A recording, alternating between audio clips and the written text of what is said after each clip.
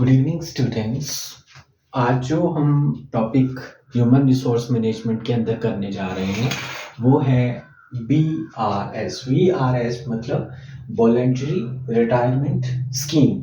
So human resource management में ये voluntary retirement schemes क्या है? बेसिकली वॉलेंटरी रिटायरमेंट स्कीम जो है एक स्कीम है जो ऑफर्ड बाय मैनी कंपनीज, जो कि बहुत सारी कंपनीज के द्वारा ये स्कीम दी जाती है। इस स्कीम के अंतर्गत क्या है कि कोई भी एम्प्लॉय जो चाहता है कि वो टाइम से पहले रिटायर होना चाहता है तो वो रिटायरमेंट ले सकता है ना। इसके लिए कुछ एलिजिबिलिटी क्राइटेरिया है। वॉलंटियर रिटायरमेंट स्कीम जो भी पर्सन लेना चाहता है, नाम से रेफर हो रहा है कि वॉलंटियर मतलब कि वॉलंटरली, मतलब age of retirement in India is 58 और 60 ईयर्स। सो जो भी पर्सन 58 और 60 से पहले रिटायर होना चाहता है वो अपनी रिटायरमेंट ले सकता है। इसको हम बोलते हैं वॉलंटियर रिटायरमेंट स्कीम। ये स्कीम जो है कंपनीज के द्वारा ऑफर की जाती है। सो बेसिकली क्या क्राइटेरिया है इस स्कीम को फॉलो करने का? जो भी कंपनीज द्वारा ऑफर की जाएंगी तो ऑब्वियस ही बात है इसके लिए मिनिमम क्राइटेरिया क्या है कि जो पर्सन है वो 40 इयर्स से अबव होना चाहिए, इयर्स अबव एज का होना चाहिए, 40 इयर्स अबव एज होनी चाहिए उसकी। ठीक है। सेकेंडली कम से कम 10 साल तक 10 इयर्स उसकी कंपनी में जॉब हुई हो, एक सिंगल कंपनी में उसकी कंपनी जॉब होनी चाहिए। ठीक है। तो वो पर्सन जो है वो वॉलंटियर रिटायरमेंट स्कीम ले सकता है। उसके लिए क्या है कि वो पर्सन जो है, जो भी वो पर्सन है वो क्या क्या करे कि अप्लाई करे कि वो रिटायरमेंट लेना चाहता है before the actual as of retirement, तो वो ले सकता है। बेसिकली इसके क्या फीचर्स है? पहले तो एज की बात करें तो एज जो है 40 ईयर से अबव होनी चाहिए और 10 ईयर कम से कम जॉब करते हुए होना चाहिए, और उसके बाद वो कोई भी अपना काम शुरू कर सकता है। Secondly due clearance. जब रिटायरमेंट होती है तो उसके जो भी PPF प्रोविडेंट फंड है या उसका बोल सकते हैं उसका जो है वो ग्रेचुटी है वो उसको क्लियर करनी पड़ती है।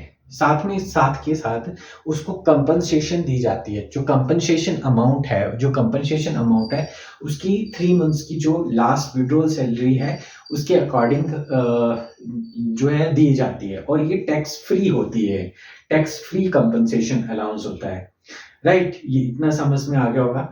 तो वो पर्सन जो अबव 40 इयर्स अबव एज है और 10 साल की कम से कम उसकी जॉब है तो वो कर सकता है, ये स्कीम ले सकता है। बट एक शर्त इसके साथ ये है कि वो आफ्टर द रिटायरमेंट किसी और कंपनीज में जॉब नहीं ले सकता, ऑर्गेनाइजेशन को ज्वाइन नहीं कर सकता है। सो बेनिफिट इसके क्या है? बेनिफिट इस स्कीम के यही है कि बिफोर रिटायरमेंट वो पर्सन जो है वो क्या है, रिटायरमेंट के बेनिफिट ले सकता है। दूसरा ये है PF और ग्रेचुटी उसको मिलेगी। काउंसलिंग और टैक्स कंसल्टेशन फ्री में मिलेगी उसको, क्योंकि जो कंपनसेशन अमाउंट है वो टैक्स फ्री रहेगा। 45 डेज की जो है जो कंपनसेशन होता है वो 45 days payment for each completed year के साथ उसका कैलकुलेट किया जाता है उसका कंपनसेशन। ना बेसिक ऑब्जेक्टिव यही है कि अगर कंपनी चाहती है कि अपनी रिड्यूस करना है कॉस्ट, बेसिक ऑब्जेक्टिव यही है इस उसका स्कीम का कि if the company wants to reduce his cost, अपनी रिड्यूस करनी चाहती है कॉस्ट, तो क्या करती है वो वॉलंटियर रिटायरमेंट स्कीम की ऑप्शंस दे देती है। तो एक तो ये फायदा हो गया।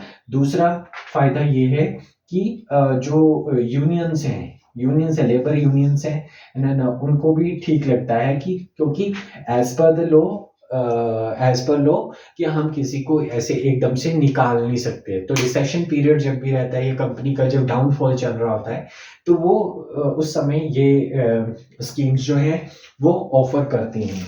सेकेंडली इससे क्या होता है, जो भी मनी बचती है कंपनीज की, वो क्या है, प्रोडक्टिविटी इंक्रीज करने के लिए लगा सकती हैं। वैसे तो रूल ये है कि कोई भी कंपनी जो है वो क्या करेगी, कोई भी कंपनी इस पोस्ट को, वेकेंट पोस्ट को फिल नहीं कर सकती है। But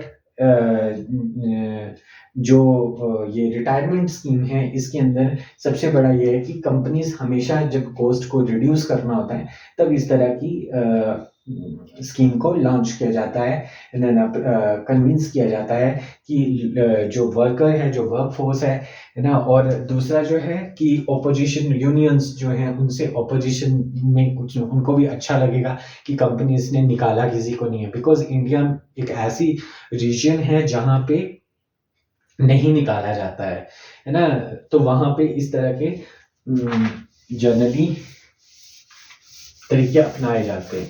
So this is all about the VRS, Volunteer Retirement Scheme. Now the second topic is downsizing.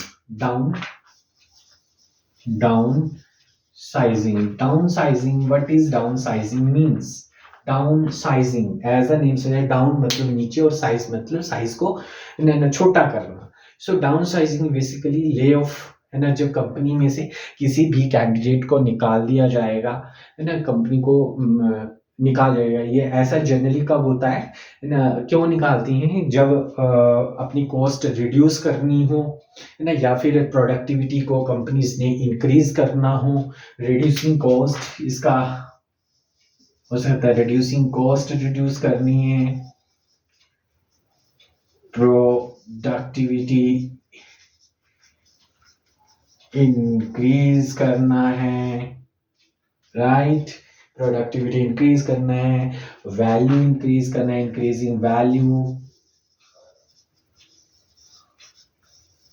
Increase करना है, या फिर शार्पन फोकस,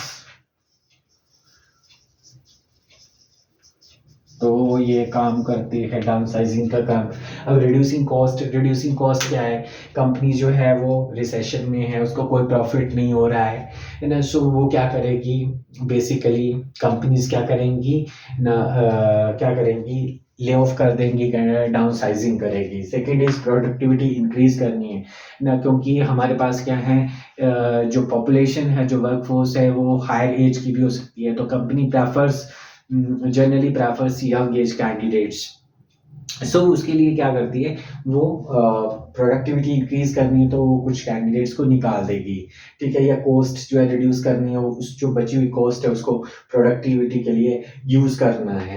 इंक्रीज वैल्यू, जब कंपनी के पास यंग एस्पायरिंग माइंड्स होंगे तो कहीं ना कहीं उसकी मार्केट में ऑटोमेटिकली वैल्यू जो है वो बढ़ेगी। देन शार्पन फोकस है ना, कंपनी जो है ना, यंग एस्पायरिंग माइंड्स का यूज करके है ना, जो उसका फोकस वर्क एरिया है वो बढ़ा सकती है, ठीक है। Now this is all about the कि व्हाई डू डाउनसाइजिंग, क्यों करती हैं डाउनसाइजिंग, ये रीजन थे। अब नाउ टाइप्स ऑफ डाउनसाइजिंग में reducing workforce,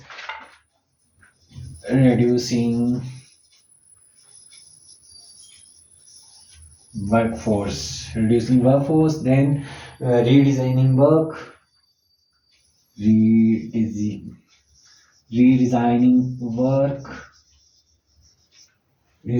and approaching the system.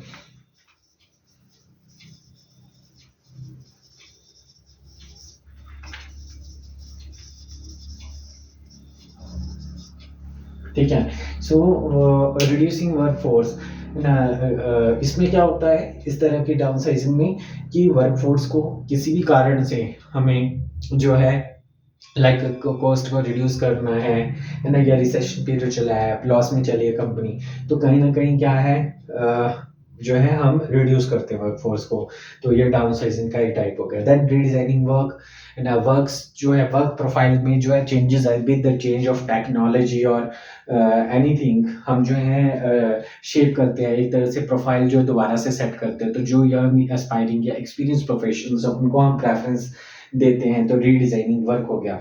Then approaching the system means कि हम उस सिस्टम को अप्रोच कर रहे हैं जहाँ पे हम क्या चाहते हैं कि हमारे पास ऐसे कैलिबर के पर्सन आए न जिनमें एक्चुअल में जिनकी नीड है इंडस्ट्री को, वो लोग आए जिनके पास एक्सपीरियंस है ना, हाईली एक्सपीरियंस है ना, न्यू आइडियाज के साथ आए है ना। सो इसके लिए approaching the system, so these are the types of downsizing. So basically the main objective of downsizing is to reduce the cost और प्रोडक्टिविटी इंक्रीज करना है और वैल्यूज इंक्रीज करना है।